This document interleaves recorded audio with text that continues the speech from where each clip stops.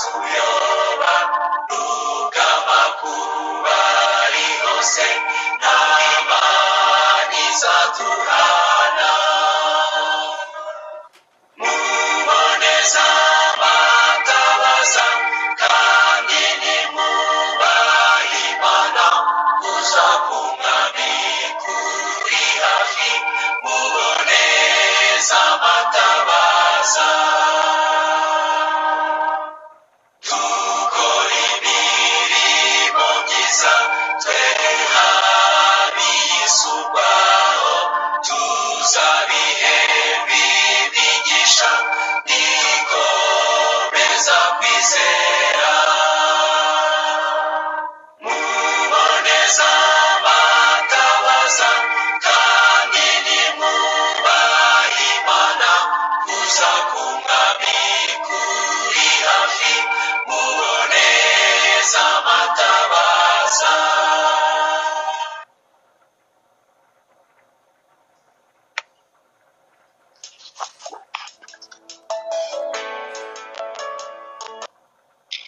mwigisha. nongeye kubasuhuza ubuntu bw'umwami wacu Yesu Kristo bubone natwe aho turi hose. Imana yacu ihimbazwe.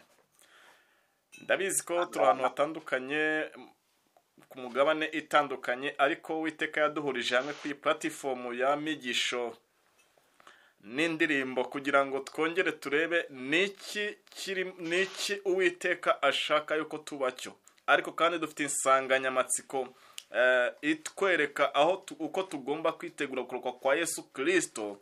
Ariko kandi kugaruka kwa Yesu Kristo abantu benshi ntago bakomeje kubibona nk'igipindi cyangwa se bakomeje kubifata nkaho bitazabaho. Ariko kugaruka kwa Yesu ni hame ridakuka, kandi kugaruka kwa Yesu kuzabanzizwa n'ibimenyetso bikurikira. Ndagusuhuje rero we mukundwa tubana, kandi aho uherereye hose Uwiteka abe kumwe nawe. Uri kumwe na Mark Nsengimana. Uyu ni wa mwanya rero tugiye kumarana mu ijambo ry'Imana, kandi ijambo ry'Imana ni rizima. Ijambo ry'Imana ni iry'Imana yatwandikishirije kugira ngo uyu munsi wa none turigenderemo.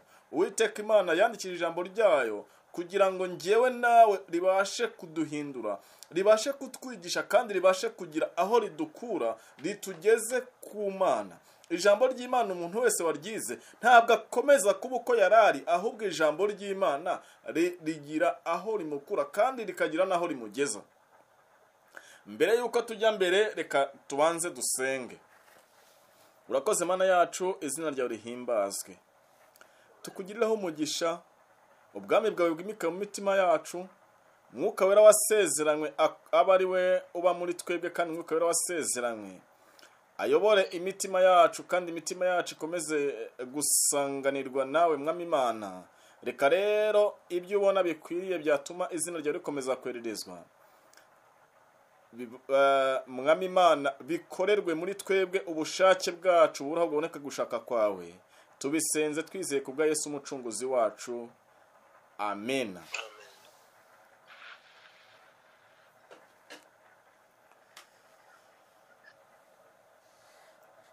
Tugiye kurebera hamwe icyigisho kivuga ngo kumanuka ku musozi.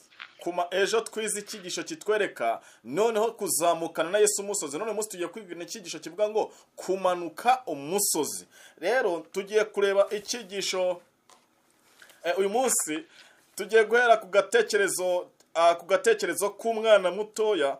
Umwana w'umuhungu umwe yibarije ubwato. Umwana nyuma yo kubaza ubwato bwe bwari bwiza cyane, bwari bushimishije, bwari buteye amatsiko. Ubwo bwato yari yabaje bwari ubwato bwiza cyane, kandi buri wese yaraburebaga akabona ko ari ubwato bwiza. Umwana nyuma yo kubaza ubwo bwato, umwana yarabwitegereje abona nta kindi buhwanye, kubera ko ari ubwato yari yikoreye. Umwana bwaramushimishije cyane. Umunsi umwe umuntu yaraje rero yiba bwa bwato bwa wa mwana. Umwana nyuma yo kwibwa ubwato, umwana yarababaye cyane. Umwana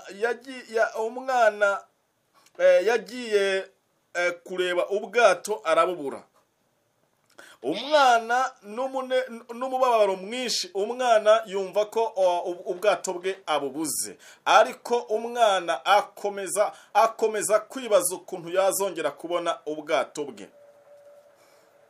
Umunsi umwe, igihe kimwe, ubwo umwana yari arimo yitemberera, umwana atangiye gutembera, umwana yagize gutya abona asanga ahantu hari ubwato agiye mu kugura, arimo ajya mu iguriro, abona ahantu hari ubwato, arabwegera, arangije abwira umuntu wari urimo ucuruza aho hantu, aramubwira ngo ubu bwato ni ubwanjye.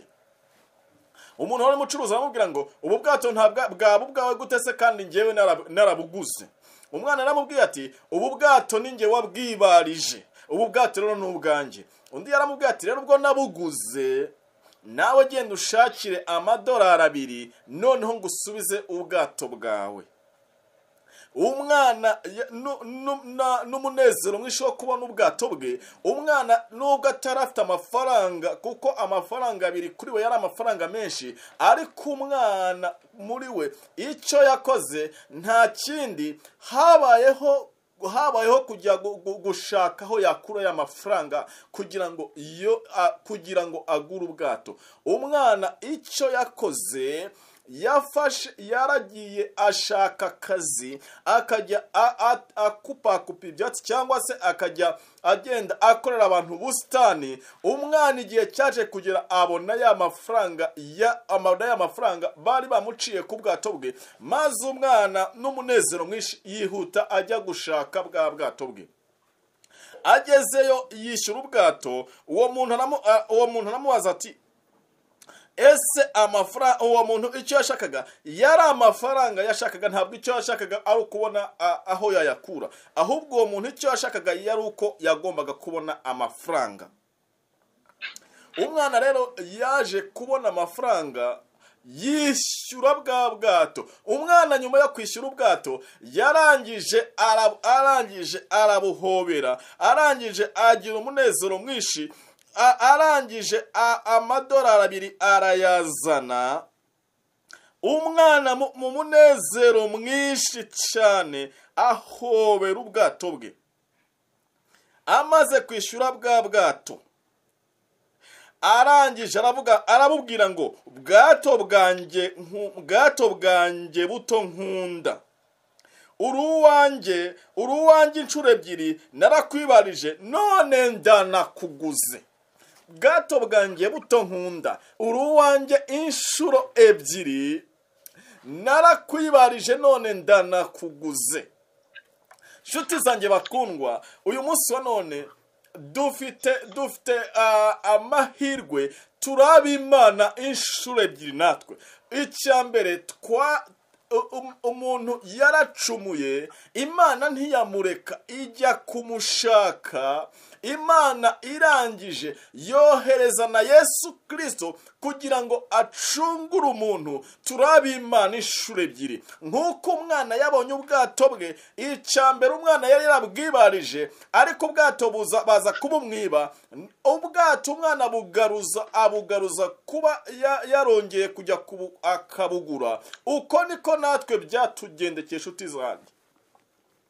Imana yaturemye mu ishusho yayo. Imana irangije kuturema, Imana iranezerwa. Imana inezezwa nuko yaremye umuntu, ariko ntibyarangiriye aho ngaho. Umuntu yaje kujya mu biganza bya Satani. Umwanzi yaje kwiba umuntu Imana yari yaremye, ariko Imana ntabwo yarekeye umuntu mu maboko ya Satani, ahubwo Imana yaje kugura wa muntu igiciro cyinshi cy'amaraso ya Yesu Kristo. Byasabye ijuru kugira ngo ryongere ryishyure ikiguzi byasabaga kugira ngo umuntu abaturwe mu bubata bw'umwanzi. Nshuti yanjye, twaguzwa amaraso ya Yesu Kristo, izina ry'Imana rihabwa icyubahiro. Imana uyu munsi tugiye kurebera icyigisho kivuga ngo kumanuka umusozi. Tugiye guhera mu gitabo cyo ku Ngoma, igice cyaho cya 15, igiti cyaho cya 15 kiravuga ngo umurongo waho wa mbere uravuga ngo umwuka w'Imana aza kuri Azariya mwene Odedi ajya gusanganira Asa aramubwira ati nimunyumva Asa namwe Bayuda n'Ababenyamini mwese Uwiteka ari kumwe namwe nimuba kumwe nawe nimumushaka muzamubona ariko nimumuta nawe azabata. Uwiteka ajya gusanganira Asa amubwira icyo Abayuda bagombaga gukora mu gihe cy'umwami Asa yima ingoma. N'igihe ubwoko bw'Abayuda bwari bwarataye Imana, n'igihe ubwoko bw'Abayuda bwari buri mu gihe cyo gusenga ibishushanyo. Igihe Asa yimaga ingoma hari abami bari baramubanjirije bari barakoze ibyangwa n'Uwiteka.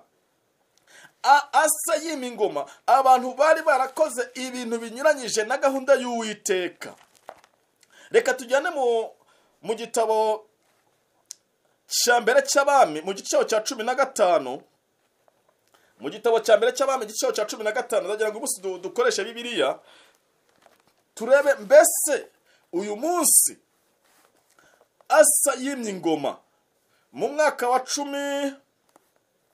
Turara ku murongo waho wa 9 mu mwaka wa 20 wo ku ngoma ya Yeroboamu umwami w'Abayisirayeli. Asa yimye i Buyuda amara imyaka 41 i Yerusalemu ari ku ngoma, kandi nyina yitwaga Maka umukobwa wa Abishalomu. Asa uwo yakoraga ibitunganiye Uwiteka nk'uko sekuruza Dawidi yakoraga.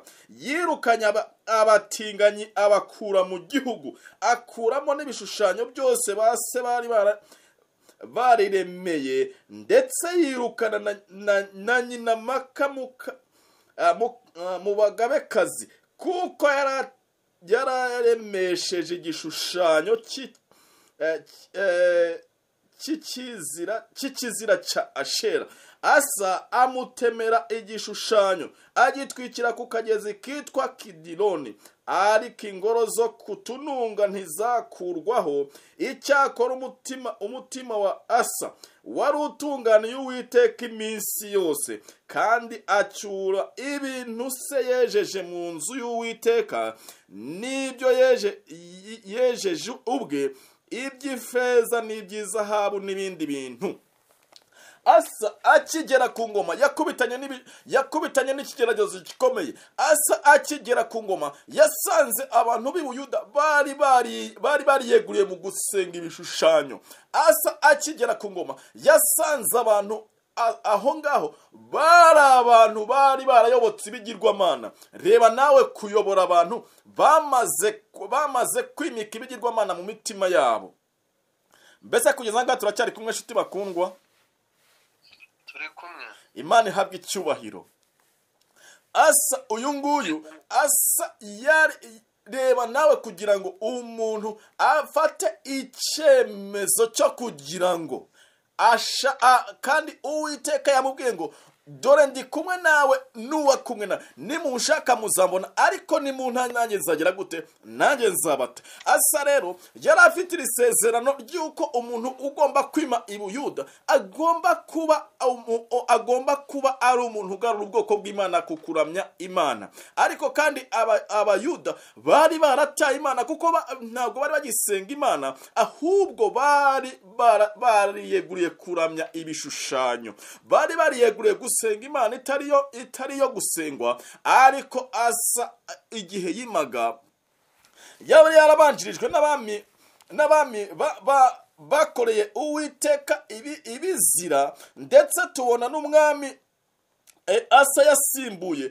we ngo yakoze igihe gito cyane, yimye mu gihe gito cyane, ariko ibyo yakoze byari byangwa n'Uwiteka, kuko ngo byarakaje Uwiteka amurimburana n'inzu ye yose, bityo hajyaho umwami witwa Asa. Uyu munsi ndagira ngo tuze kureba amateka ya Asa, noneho natwe tuze kureba mbese uyu munsi wa none twebwe amateka yacu mu Mana ahagaze ate? Mbese uyu munsi wa none Asa wimye ingoma ari kumwe n'Imana, Asa akima ingoma akabanza mbere ya byose gusubizaho ibyari byarasenyutse. Mbese amaherezo ya Asa yaje kuba yahe?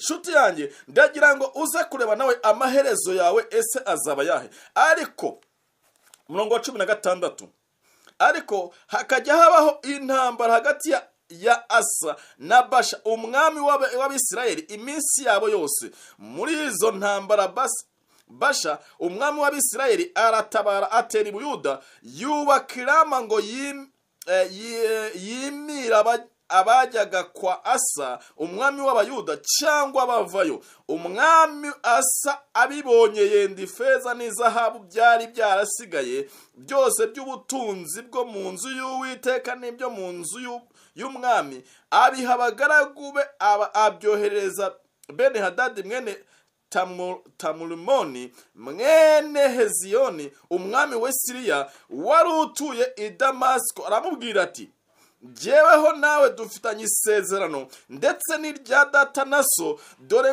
nkohereje ituro n'ifeza n'izahabu, genda ureke isezerano ryanjye na Basha umwami w'Abisirayeli ripfe kugira ngo andeke. Nuko Beni Hadadi yumvise umwami Asa yohereza abagaba b'ingabo ze batera imidugudu y'Abisirayeli batsindi Iyoni n'Idani na Betimika n'ikinereti hose n'igihugu cyose cya Nafutali. Basha abyumvise arorera kubaka Rama agitirusa agumayo. Umwami Asa aherako akoranya Abayuda bose, nta n'umwe wemerewe gusigara, abajyana Rama bakurayo amabuye n'ibiti Basha. Ni ukuvuga ngo uyu munsi Imana yari yarabwiye uyu Asa ibyo agomba gukora. Asa yarazi umuntu wimye ingoma yo muri Isirayeli ko yagombaga kuba yitondera ijambo ry'Uwiteka, yagombaga kuba kandi kwirinda kugirana umushyikirano n'abatari ubwoko bw'Imana. Asa yarazi neza akaga ko kwishingikiriza ku banyamahanga cyangwa se ku batari ubwoko bw'Imana. Asa yarazi neza icyo Imana yavuze. Asa yagombaga kubanza gushyira ibintu ku murongo kugira ngo atishyira mu rubanza rw'Uwiteka, kugira ngo atarakaza Uwiteka, ahari Uwiteka akongera akabarimura. Ariko Uwiteka, iyo turebye mu gitabo cya kabiri cyo ku ngoma, mu gice cyaho cya 14, guhera ku murongo waho, igitabo cya kabiri cyo ku ngoma, mwihute tugereyo, igice cyaho cya 14, turahabona Asa noneho, Asa wamaze kwimikwa. Asa noneho haje kuba intambara. Intambara yari intambara yamuhuje n'Abanya-Etiyopiya. Asa arebye iyo ntambara ukuntu imeze, Asa arebye ukuntu intambara iteye, Asa bimutera ubwoba. Asa nta kindi yakoze, Asa atakambira Uwiteka. Asa mu gutakambira Uwiteka, Asa yarazi neza yuko mu gihe cy'imyaka myinshi Asa yakozwe ibishimwa n'Uwiteka. Asa kugeza ahangaha yari afitanye amahoro n'Imana. kugeza ahangaha Asa yakoraga ikintu cyose abanje kubaza Uwiteka, ariko Asa abwiwe ingabo zigomba kuza kumutera, ariko Asa yari afite nanone ingabo yari yaratoje, kandi izo ngabo yari yatoje yaragiye kuba noneho yazoreza ku rugamba. Ariko mbere yuko azoreza ku rugamba, Asa hari icyo yagombye gukora. Asa, reka dusome. Asa akora ibyiza bishimwa n'Uwiteka Imana ye, kuko yakuyeho ibicaniro by'ibinyamahanga n'ingoro, agasenya inkingi z'amabuye bubatse, agatema kandi agatsinda ibishushanyo bya Ashera bibajwe, maze ategeka abayuda gushaka Uwiteka Imana ya ba sekuruza no kwitondera amategeko yayo n'ibyo yategetse. Asa ikintu yagombye ko yabwiye abantu ko bagomba kwiringira Imana ya base, kandi bagomba gukurikiza amategeko y'Imana, kandi bakongera bagakorera Uwiteka nk'uko sekuruza Dawidi yabikoraga. Kandi ategeka abayuda gushaka Uwiteka Imana y'abasekuruza no kwitondera amategeko yayo n'ibyo yategetse, kandi akura mu midugudu y'Ubuyuda yose ingoro n'ibishushanyo by'izuba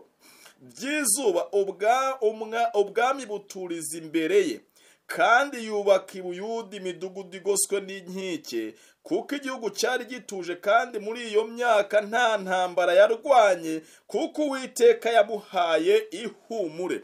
Uwiteka kubera ibintu Asa yakoze, Uwiteka yamuhaye ihumure, arangije amuha kuba amahoro, arangije kubera ko ibintu byose byagendaga, Uwiteka yamusubijemo imbaraga, Uwiteka amuha kuba amahoro, Uwiteka amuha kuramira mu gihugu, Uwiteka kandi amuha ibyo n'ibyo atamusabye byose. Ariko ahangaha intambara iteye, Asa nta kindi yakoze agiye kurwana. Asa yatekereje ku Mana. Asa abwira abantu yuko bagomba kongera kugaruka ku Uwiteka. Iyo turebye mu gitabo, iyo turebye ku murongo wa 11, iyo turebye mu gitabo mu murongo wa 11, niho tubona noneho ibyo Asa yakoze. Nuko Uwiteka atsindira Abanyetiyopiya imbere ya Asa n'Abayuda, Abanyetiyopiya bahera ko barahunga. Intambara icyo Asa yakoze, Asa yateranije abantu, ariko Asa abereka ko bagomba gusenga Imana, abereka yuko bagomba kwiringira Imana. Asa amanika amaboko, aravuga ngo urugamba ntabwo ari urwacu, ahubwo urugamba ni urw'Uwiteka. Urugamba rwagombaga kuba urw'Uwiteka, kubera ko Asa yarazi neza ibyiringiro by'umwami byari iby'Uwiteka Nyiringabo. Urugamba Uwiteka yagombaga kubarwanirira, urugamba Uwiteka yagombaga, nk'uko bari baracunguwe kera, nk'uko bari barakuwe mu bunyage, yarazi neza rero yuko n'ubundi urugamba Uwiteka yarwanye n'ubundi agomba kurubarwanira. Icyo yakoze nuko Asa yaragije urugamba Uwiteka. Mbese wowe igeze ku rugamba uragiza nde? Mbese uyu munsi wa none, iyo utewe n'umwanzi uragiza Uwiteka urugamba, cyangwa hari ahandi hantu ujya gushakira intsinzi? Ndagira ngo nkubwire ngo Uwiteka niwe uyu munsi wa none ukwiriye kuragiza urugendo rwawe rwose. Uyu munsi ukwiriye kumwereka urugendo rwawe, kandi ukamwiringira, ukamubaho akaramata. Kandi Uwiteka nawe igihe cyose uzamushyira nyambere azaba ari kumwe nawe. Ariko Asa icyo yakoze ni ugushyira ingabo ze ku rugamba gusa. Asa icyo yakoze ni ukwemera gushyiraho ingabo ku rugamba. Ingabo z'impande zombi zirarwana, ariko ingabo za Asa ziratsinda. Ariko ikintu Asa yabajije cyankoze ku mutima, yarabajije ngo mbese icyaha cyose cyaba cyicujijwe, mbese icyaha cyose cyaba cyararetswe.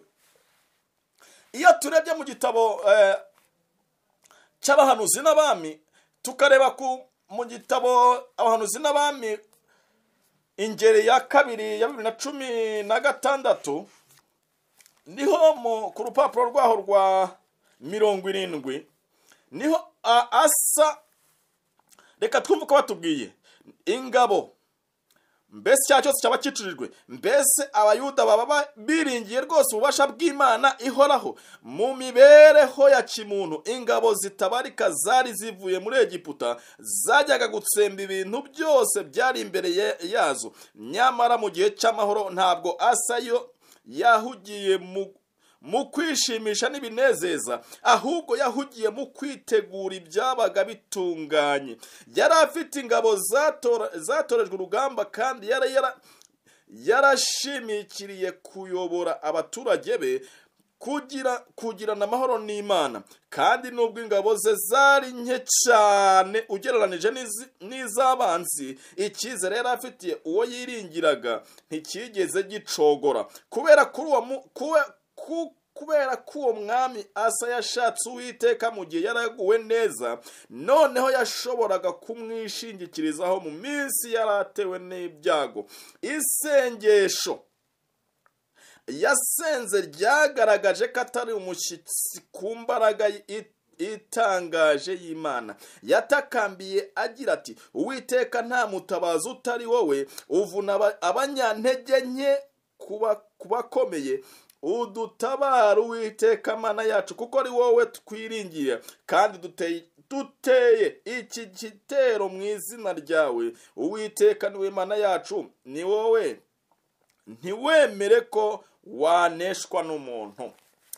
Aya magambo ari ukuvuga ngo isengesho Asa yasenze kubera ko yarasanzwe abana n'Imana. Asa yarasanzwe agirana n'umushyikirano n'Imana. Asa yarasanzwe n'ubundi mu busanzwe mu gihe ngo yaraguwe neza ntabwo yegeze yirengagiza Imana. Asa igihe cyose yahoze ashaka Imana. Mbese uyu munsi wa none iyo uguwe neza, mbese uba uri kumwe n'Imana? Mbese iyo uguwe neza wibuka yuko Imana iriho? Mbese uyu munsi wa none iyo ubona ibintu ari amahoro wibuka yuko hariho Imana? Mbese uyu munsi wa none iyo urimo winezeza mu binezeza by'isi wibuka yuko ugomba kugirana amasezerano n'Imana? Wibuka yuko Imana ari umuremyi wawe? Mbese iyo ugeze mu byago, mbese iyo urugamba rugukomeranye, mbese wibuka Imana cyangwa wibuka abakomeye bagomba kukurwanirira? Mbese uyu munsi wa none iyo ugeze mu kigeragezo gikomeye kigusaba ikintu gikomeye, mbese utabaza ukomeye cyangwa se ntabwo wegeze ugirana umushyikirano n'ukomeye? Mbese uyu munsi wa none ufitanye umushyikirano n'Imana? Ariko nubwo bimeze bityo, ndagira ngo nkubwire ngo Asa ntabwo yaje gusoza urugendo rwe neza. Asa ntabwo yaje gusoza urugendo rwe neza, kubera ko urugendo rwa Asa ni urugendo rurimo, ariko icyo yakoze yagaruye abantu ku Uwiteka, ariko kandi amahenuka ye ntabwo yaje kugenda neza. Nshuti yanjye, ndagira ngo nkubwire ngo ujye wiringira Imana iminsi yawe yose, haba mu bibazo, haba mu gihugu we neza. Igihe cyose ujye wiringira Imana, kuko Imana ntihinduka. Umuntu arahinduka ariko Imana yo ntabwo ihinduka. Njyewe nshobora guhinduka ariko njyewe ndahinduka, ariko Imana ntihinduka. Uko yari ejo n'uyu munsi ni kwiri. Uko yari mu gihe cyaba Asa niko n'uyu munsi niko Imana yacu ikimeze. Imana irimo irashaka yuko mu gihe uguwe neza wumva yuko uri kumwe nayo. Imana irimo irashaka yuko mu gihe igihe cyose wumva uri amahoro, Imana ugomba kuba uri kumwe nayo. Mbese mu gihe nguwe neza ndi kumwe n'Imana? Ese mu gihe ibintu byanjye mbona bigenda neza ndi kumwe n'Imana?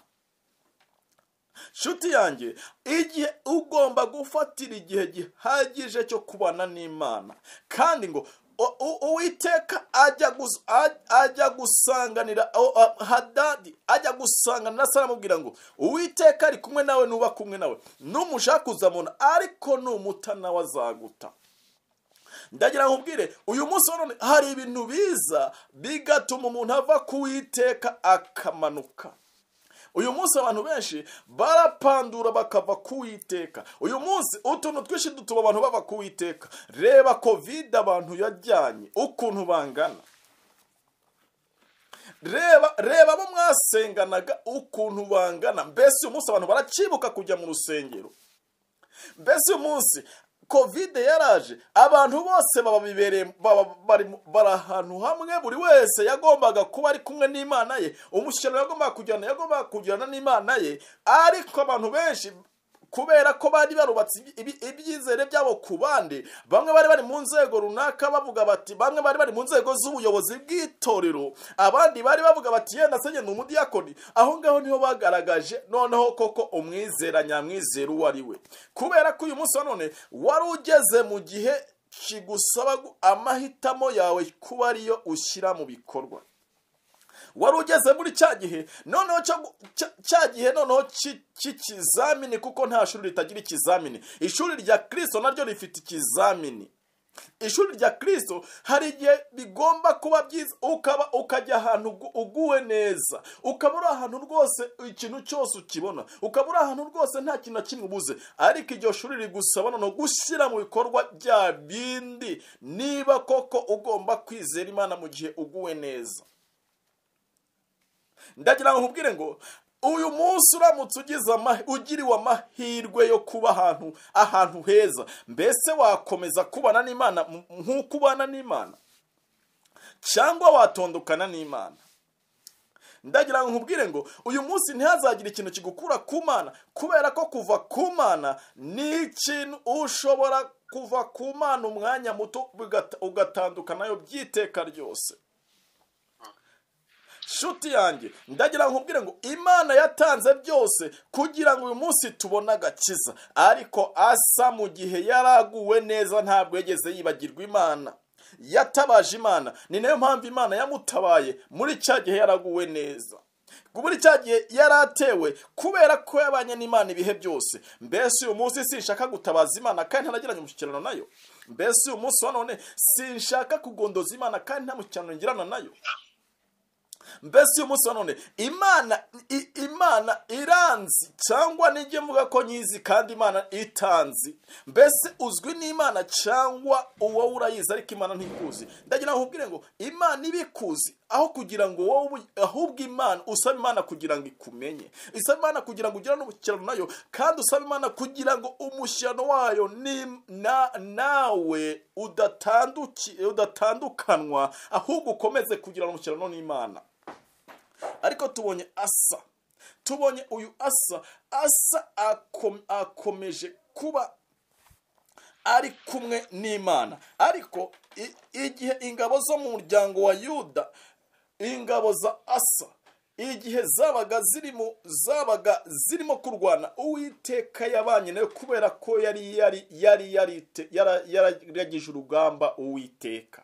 Yarazi ko urugamba ari urw'Uwiteka, yarazi ko nta wundi muntu ushobora kumutsindira usibye Uwiteka. Yari yarashyize ibiganza ubwoko bwe yarabweguriye Uwiteka, ubwoko bwe yari yarabushyize mu biganza by'Uwiteka. Mbese uyu munsi none wishyize mu biganza by'Uwiteka? Mbese umuryango wawe ushyize mu biganza by'Uwiteka? Mbese abo mukorana, abo mubana wabashyize mu biganza by'Uwiteka? Mbese ubamenyesha izina ry'Uwiteka? Ndagira ngo nkubwire ngo uyu munsi none Imana iraturarikira kugira ngo tube mu biganza byayo. Ndagira ngo tujyane mu gice cya 15, umurongo waho ni uwa 8 kugera ku murongo wa 11. Nuko Asa yumvise ayo magambo, yumva n'umuhanuzi Odedi yahanuye, arakomera, akura ibizira mu gihugu cyose cy'Ubuyuda n'i Benyamini no mu midugudu yahinduye yo mu gihugu cy'imisozi ya Efurayimu, asubiza icyotero cy'Uwiteka cyari imbere y'ibaraza ry'Uwiteka. Bukeye ateranya Abayuda n'Ababenyamini bose n'abaturanaga nabo baturutse mu gihugu cya Efurayimu no mu cya Manase no mu cya Abisimoni, kuko benshi bamukeje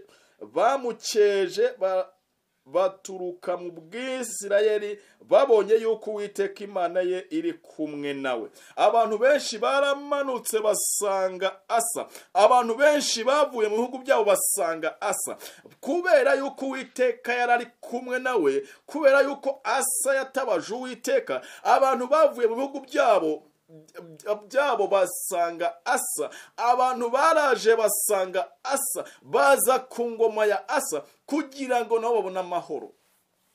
Mbese nshuti mukundwa, mbese iwawe utanga amahoro ku buryo umuntu yahahungira? Mbese iwawe haba hagaragara Imana ku buryo umuntu wese yumva ari kumwe nawe aba ari amahoro? Cyangwa se igihe cyose umuntu wese aba yumva yaguhunga? Niba ubona nta muntu ugusanga ngo nibura akubonemo amahoro, utangire witoze kugira ngo Imana igufashe kugira ngo n'abandi babone amahoro biturutse kuri wowe.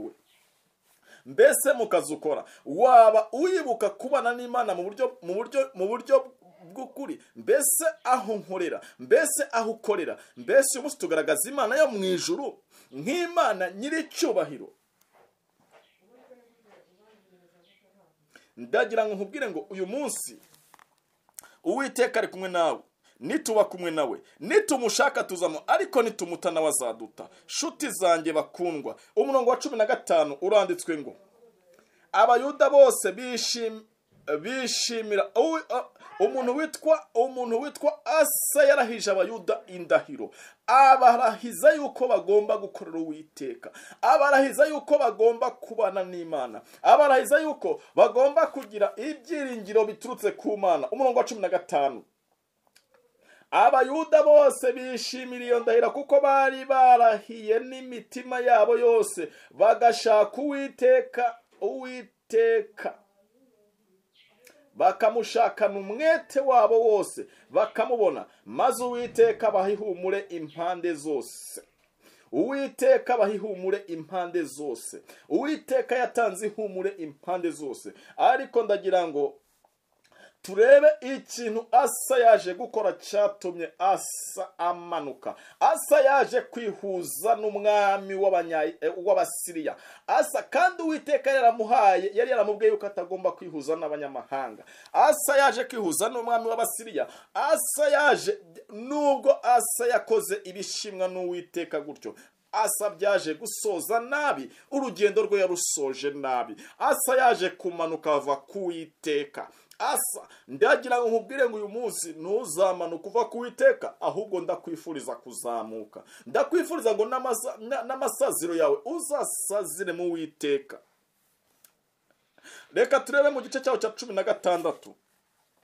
Igice cyaho cya 16 turahabona mu gitabo cya kabiri cyo ku ngoma, igice cya 16 tukadera ku murongo wa 6. Umurongo wa 6 waratubwira ngo nuko umwami Asa ajyana n'Abayuda bose i Rama, bakurayo amabuye yaho n'ibiti byaho Basha yari yubakishije, aherako abyubakisha i Gada n'Imisipa. Muri icyo gihe Hanani bamenya araza asanga Asa umwami w'Abayuda, aramubwira ati, kuko wiringiye umwami wa Siriya, ntiwiringire Uwiteka Imana yawe, nicyo kizatuma ingabo z'umwami w'i Siriya zigukira. Asa yiringiye amaboko atari Uwiteka. Asa yiringiye amaboko y'umwami w'Abasiriya, ariko Asa yari yishyize ku kanunga. Asa yari yishyize ahantu habi cyane, kubera ko yarasanze abantu atagomba gusanga. Asa uyu munsi, mbese Abanyetiyopiya Lubimu ntibari ingabo nyinshi bikabije, bafite amagare n'abagendera ku mafarashi byinshi cyane, ariko kuko wiringiye Uwiteka arabagukiza, kandi amaso y'Uwiteka ahuta kure isi yose impande zose, kugira ngo yerekane ko ari umunyamaboko wo kurengera abafite imitima imutunganiye. Niba ufite umutima utunganiye Uwiteka azakurengera. Buna nubwo urugamba rwaba rumeze gute, nubwo Satani yakugabaho ibitero, Imana iravuga ngo murwanye Satani nawe azabahunga. Tugomba kurwanya Satani, kandi nta rwaho tugomba guha Satani, ahubwo tugomba kumurwanya twivuye inyuma, tukamurwanisha umutima wo kwizera, kandi nitumurwanya azaduhunga. Asa rero yari afite iri sezerano ryo kurwanya Satani, kandi Asa yari yarahije Abayuda yuko bazakorera Uwiteka, ariko Asa yateye ikirenge mu cyo kugomera Uwiteka. Igihe yajyaga kugisha inama Abasiriya, igihe yifatanyaga n'Abasiriya, igihe yashakaga amaboko ku Basiriya kugira ngo bamufashe kujya batera Isirayeli bakayinesha. Ariko ahangaha ndagira ngo nkubwire ngo uyu munsi wa none nshuti mukundwa, ibyasa bitubere urugero. Twebwe nk'abadivantisiti b'umunsi wa karindwi dufite amategeko twahawe n'Uwiteka, dufite ibintu dutandukaniyeho n'abandi. Abandi nta mategeko y'Uwiteka bafite, abandi bagira umurongo w'amategeko, ntabwo bafite amategeko y'Uwiteka kubera ko bakwema ikimenyetso cy'Uwiteka. Uyu munsi twebwe dufite umucyo wose wuzuye tugomba gushyira isi. Uyu munsi dufite ibintu byose byahumetswe n'Imana, kubera ko uyu munsi utanga ijambo ryose ry'Uwiteka ryahumetswe. Ariko kandi turi mu minsi y'imperuka, iminsi abantu benshi nibo bapandura bava ku Uwiteka, abantu benshi nibo barwanya ubutumwa bwiza. Ariko ukomeze womatane n'Uwiteka, ntuzatandukane nawe. Ariko kandi amaso y'Uwiteka ahuta kure isi yose, impande zose, kugira ngo yerekane ko ari umunyamaboko kurengera abafite imitima imutunganiye. Mu byo wakoze, ibyo wabibonyeho umupfu. Uhereye none uzajya ubona intambara. Uwo ninde uje kumuhanurira? Uyu ni Hanani. Uyu bamenya aje guhanurira umuntu witwa Asa. Aramubwira ngo azajya abona intambara kubera ko yashyize ku rugamba. Maze Asa ahera ko arakarira Bamenya, amushyira mu nzu y'imbohe, amurakariye kuri iryo jambo. Muri icyo gihe Asa yarenganyaga abantu bamwe. Reka nkubwire, Asa aho kugira ngo yumvire icyo umuhanuzi w'Uwiteka mutumyeho, Asa aho kugira ngo yihane, ahubwo afata wa muntu amushyira muri gereza kugira ngo atongera kumva bwa butumwa bumubwira, kugira ngo atongera kumva ijwi rimurarikira kuba yakwihana ngo yongere agarukire Uwiteka.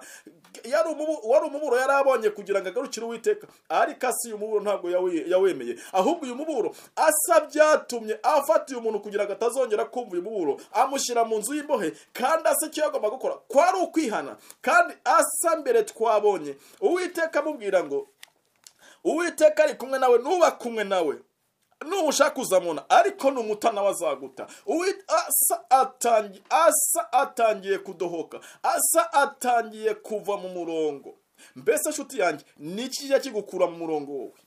Mbese nshuti yanjye, akazi ntigashobora kugukura mu murongo w'Imana? Mbese nshuti yanjye, abantu mugendana, abo mubana, ntibashobora kugukura mu murongo w'Imana? Ndagira ngo nkubwire ngo uyu munsi wa none ntihazagira umuntu ugukura mu murongo w'Imana, kubera ko Imana, kuva ku Mana ushobora guhomba by'iteka ryose, ugahomba agakiza by'iteka ryose. Ariko kandi bishobora kuba uyu munsi wa none ushobora kwishyira mu mugabane w'abazabona ubwami bwo mu ijuru. Shuti yanjye, haracyariho ibyiringiro byo kubona agakiza. Shuti yanjye, ngo ubwami bw'Imana buratwaranirwa kandi intwari zibugishamo imbaraga. Shuti yanjye, twarana. Iki ni igihe cyo gutwarana, cyo gushaka Imana ngaharaho Imana uyibone. Iki ni igihe cyo kubana n'Imana mu buryo ubwo ari bwo bwose. Uyu munsi ndagira nkubwire ngo abantu benshi ntabwo bakijya gusenga.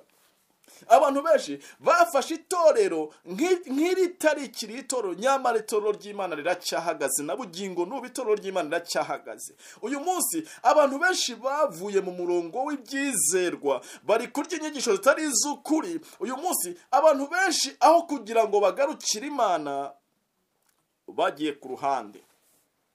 ndagira ngo nkubwire ngo itorero ry'Imana ryabwiwe yuko ari Laodikiya, kandi iyi Laodikiya ni ryo torero rya nyuma, ariko ryabwiwe yuko rigomba gushyuha cyangwa se rigakonja, ariko nta kazuyazi kagomba kubamo. Akazuyazi burya ni kabi cyane. Akazuyazi gafata impande zombi, ntigashyushye ntikanabize, kandi ako kazuyazi Uwiteka azakaruka. ndagira ngo nkubwire ngo uyu munsi wa none niba ari Laodikiya rero harimo ubukonje harimo n'ubushyuhe, abo bose rero iyo bahuje habonekamo n'ikintu cyitwa akazuyazi. Iyo ufashe amazi ashyushye ugashyiramo akonje, ni ukuvuga ngo noneho habonekamo iki? Nibyo bibyara akazuyazi. Uyu munsi harimo abakonje harimo n'ababize, ntabwo bagiye ku ruhande, barimo bose, ariko kandi harimo n'abashyuha cyane bagashyuha bakagera ku rugero rwo kumeneka. Kuko iyo amazi abize amazi ashyushye arazamuka akonje akamanuka, ni uko nguko fenomene igenda. Kandi iyo amazi amenetse ntabwo wongera kuyayora ngo uyasubizemo. Ni nako ubuso none umuntu uvuye mu itorero ry'Abadiventisi umunsi wa karindwi kugira ngo azagarukemo, kubera ko kugira ngo azarigarukemo biragoye cyane kugira ngo azabone inzira yo kurigarukamo. ndagira nkubwira ngo ntuzarenga umurongo wo kuva mu itorero. Igihe ntabwo kiragera cyo kuva mu itorero, cyakora cyo hari igihe kizagera abantu bakarisohokamo. Icyo gihe ntabwo kiragera rero. Nshuti yanjye, ndagira ngo nkubwire ngo Asa yishyize kandi indi mirimo ya Asa reka turebe ibyo yakoze. Amaso y'Uwiteka ahuta kureba isi yose, impande zose za Asa Uwiteka yarazirebaga. Umurongo wa 11, Asa umurongo wa 10 yafashe wa muntu aramushyira muri gereza kugira ngo atazongera kumva ubutumwa bw'Uwiteka bumuburira. Asa aho kugira ngo afate icyemezo cyo kwihana, Asa afata icyemezo cyo gufira mu nzigereza umuntu w'Imana. Uyu munsi wa none abantu barashaka kugira ngo batongera kumva ubutumwa bwiza, ariko reka mbabwire, nta muntu ushobora gutangira ubutumwa bw'Uwiteka uko byamera kose. Icyo Uwiteka yavuze kigomba kubaho, kigomba gusohora uko cyakavuzwe. Nshuti yanjye, kandi indi mirimo ya Asa iyabanje niyaherutse yanditswe mu gitabo y'Abayuda mu mwaka wa 39 ku ngoma ya Asa. Arwara ibirenge, indwara iramukomereza cyane. Asa arwara ibirenge. Iki cyari igihe cyo kongera kugarukira Uwiteka. Iki cyari igihe cyo kugira ngo nibura yongere yuzuze n'Uwiteka. Iki cyari igihe Imana imuhaye cyo kugira ngo ahari hatabaza ijuru riba ari ryo rimutabara. Mbese wowe uyu munsi wa none iyo ugeze mu bibazo wibuka gutabaza Imana? Reka turebe Asa igice cya 16 umurongo wa 11 tureba.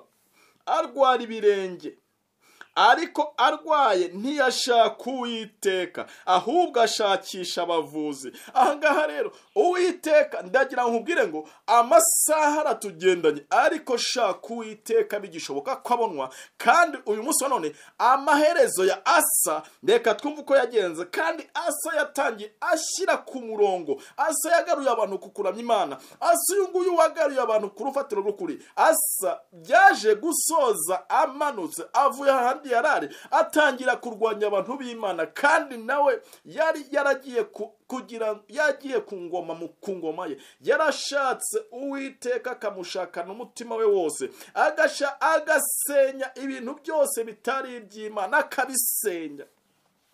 Arwara ibirenge, ariko arwaye ntiyashaka Uwiteka, ahubwo ashaka abavuzi. Hanyuma Asa aratanga, asanga abasekuruza, atanga mu mwaka wa 41 ku ngoma ye, bamuhamba mu mva ye. Ni ukuvuga ngo Asa mu gihe yarwaraga ibirenge, iyi ndwara y'ibirenge niyo yaje kumwica.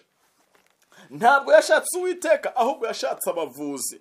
Mbese ninde muvuzi uruta Uwiteka? Ahangaha yagombaga kwiringira Uwiteka, maze amahenuka ye akaba yo kwiyegurira Imana. Ariko ingoma ye irangwa n'amaherezo mabi kubera ko yataye Uwiteka. Uwiteka arabwiye ngo nuwa kumwe nawe azaba kumwe nawe, ariko namuta nawe azamuta. Uyu Asa yaje guta Uwiteka. Mbese uyu munsi none ntabwo ushobora kuba waratakaje Uwiteka? Mbese uyu munsi none ntabwo ushobora kuba wamanutse ku musozi, ukava ku musozi wera ukajya mu kibaya? Mbese uyu munsi none ntabwo ushobora kuba waravuye i Yerusalemu ukajya muri Egiputa? Ndagira nkubwire ngo uyu munsi none Uwiteka arimo araguhamagarira kongera kugaruka ku rufatiro rw'ukuri. Uwiteka arimo aragushaka kugira ngo wongere ugaruke, wongere usubirane ibihe nk'ibyo wahoranye. Tekereza muri cya gihe wahoze ubana n'Imana mu buryo bwuzuye. Uyu munsi none tekereza ni ryari uzongera ko uyu munsi Imana irakurarikira kongera kubana nayo. Bana n'Uwiteka kandi umwiringire, we kumanuka ibintu byose bibaho, we gushungurwa, kuko ishungura rigomba kubaho, hakagira abagomba kumeneka n'abagomba gusigara. Ndagira ngo nkubwire ngo usigare mu mugabane w'abaneshi, kandi kuba mu mugabane w'abaneshi nicyo ngusabira, nanjye nisabira mu izina rya Yesu. Amen.